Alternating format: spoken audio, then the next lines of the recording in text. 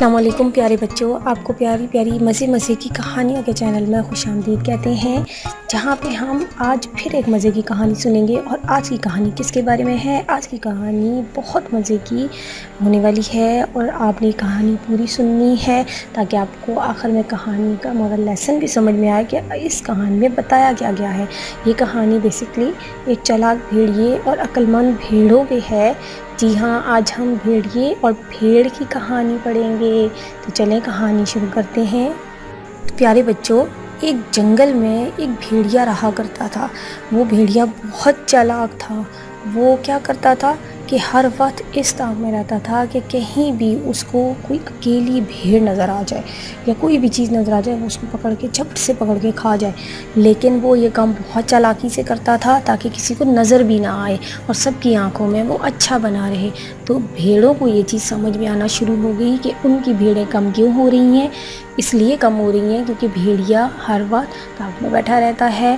وہ ہر وقت اس کوشش میں ہوتا ہے کہ کہیں پہ بھی کوئی اکیلی بھیڑ اس کو نظر آئے اور اس پہ جا کے جھپٹ جائے اور اس کا شکار کر لے۔ تو بھیڑوں نے اس مسئلے کا حل نکالنے کے لیے ایک میٹنگ کال کی، جس میں جنگل کی ساری بھیڑوں کو بلایا گیا۔ اور جب ساری بھیڑیں مل کے بیٹھیں تو ان بھیڑوں میں بہت ساری باتیں ہوئیں۔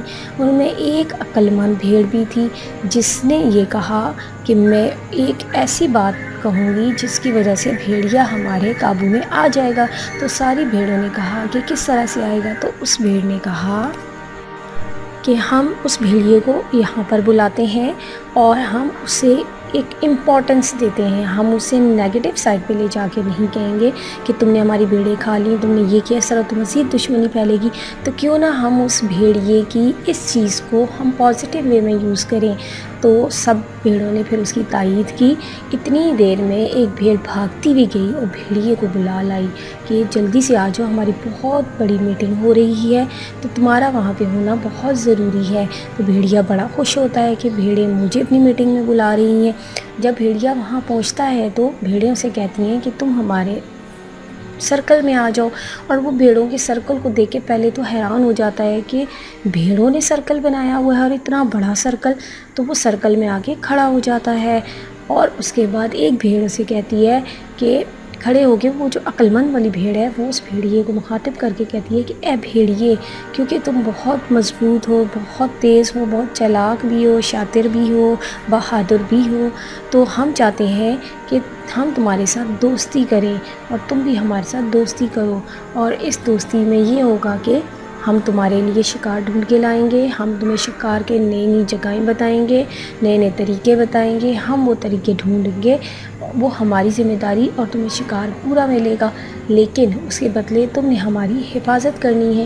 تو بھیڑیا یہ سن کے تھوڑی دیر سوچ میں پڑ جاتا ہے اور پھر کہتا ہے کہ ناٹ اے بیڈ آئیڈیا، یہ ایسے بھی کر کے دیکھ لیتا ہوں۔ شکار کے لیے ویسے تو مجھے بھیڑوں کے پیچھے بھاگنا پڑتا ہے، اگر ایک بھی بھیڑ ہو تو اس کے پیچھے تو مجھے بھاگنا ہی پڑتا ہے، تو کیوں نہ میں ان بھیڑوں کی بات مان لوں، تو یہ شکار خود بخود میرے پاس لے کر آئیں گی، تو میں نے جا کے صرف اس شکار کو کھانا ہی ہوگا۔ تو یہ سوچتے ہی بھیڑیا بھیڑ کی بات پہ راضی ہو جاتا ہے اور بھیڑیں اس کے بعد بہت خوش ہوتی ہیں۔ اس کے بعد کیا تھا، بھیڑیں کہیں پہ بھی شکار ڈھونڈ کے بھیڑیے کو بتا دیتی ہیں کہ فلاں جگہ پہ تمہارا شکار تیار ہے، تم جا کے وہاں سے شکار کر سکتے ہو۔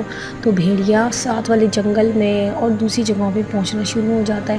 اس طرح آہستہ آہستہ وہ بھیڑیا بھیڑوں کے ساتھ خوش ہو جاتا ہے، اس کی دوستی پکی ہو جاتی ہے اور وہ ان کا ایک طرح سے گارڈ بھی بن جاتا ہے۔ ان بھیڑوں کو باقی جنگل کے جنگلی جانوروں سے جو بھیڑوں کو کھا سکتے ہیں ان سے بچانے کی کوششیں کرتا ہے، ان کو بچاتا ہے۔ تو پیارے بچوں، آپ کو پتہ ہے کہ اس سے باقی جانوروں پہ کیا امپیکٹ پڑتا ہے؟ باقی جانور جب یہ دیکھتے ہیں کہ بھیڑوں کی اور ایک بھیڑیے کی اتنی زبردست دوستی ہو گئی کہ اب بھیڑوں کے اوپر کوئی حملہ بھی نہیں کر سکتا، تو وہ اس چیز سے بہت بڑا سبق سیکھتے ہیں کہ اگر مل کے کام کریں گے، ایک جگہ پہ مل کے رہیں گے، ایک دوسرے کو عزت دیں گے، تو ہمیشہ دنیا بھی آپ کی قدر کرے گی اور باہر سے کوئی بھی آپ کے اوپر حملہ نہیں کر سکتا۔